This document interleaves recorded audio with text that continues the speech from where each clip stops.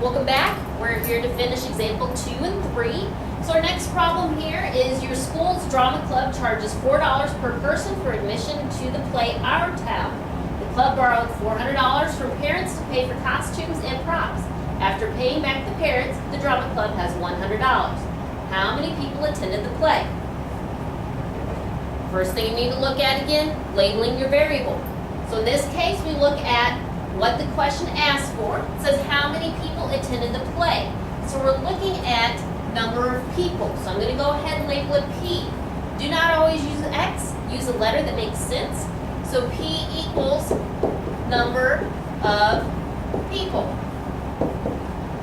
Next thing easiest for our equation is to find out what our ending value is.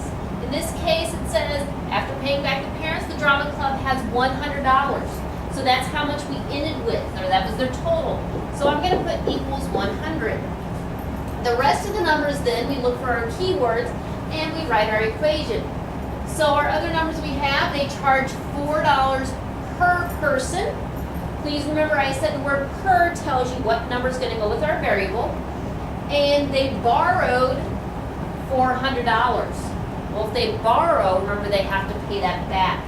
So since it's $4 per person, we're going to put 4P. Since they borrowed the $400 and have to pay it back, we need to subtract that 400. So you're not always going to see those keywords that were in that list. Sometimes you have to think about it. From here, all you have to do is solve. So of course, add the 400.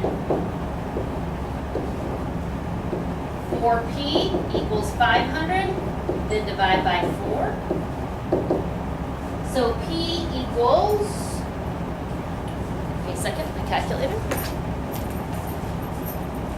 50 divided by 4 gives us 12.5. So notice we're looking at number of people.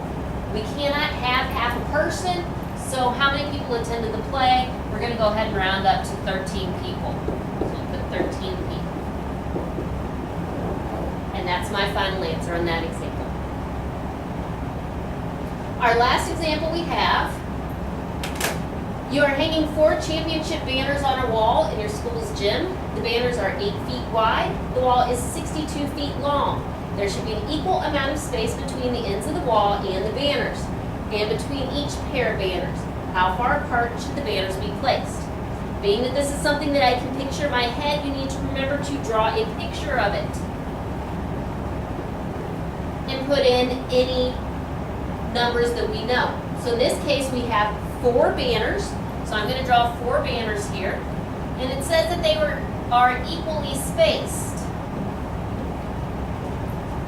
So we're hanging 4 banners on a wall. The banners are 8 feet wide. So I know from here to here on each of them are 8. So that's an 8, and that's an 8, and that's an 8. The wall is 62 feet long. So from here all the way down there is 62 feet. And there's an equal amount of space between the ends of the wall and the banner. Since I do not know what that space is, I'm going to put X in there.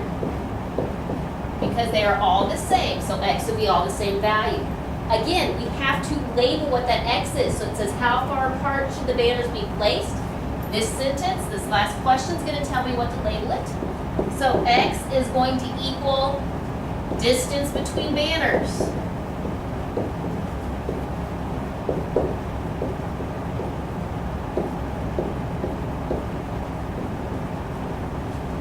So from there, this may look similar to a geometry problem, but I told you your equation always equals our ending amount, or in this case, our total amount. So the total length here is 62. So the equation is going to equal 62. And then we need to look at all these different things that are adding up to the 62. So I count, I have 1, 2, 3, 4, 5 X's. So I'm going to put down 5X. Plus, I have 1, 2, 3, 4 8s, which will give me a total of 32. So I'm adding up all these lengths together, and it equals the total length of 62. From here, I just solve my equation.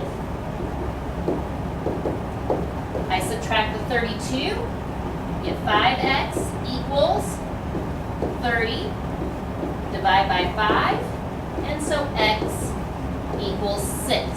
So in this case, we are looking for an actual measurement, so it would have to be 6 feet. So that means each of those banners have 6 feet in between them.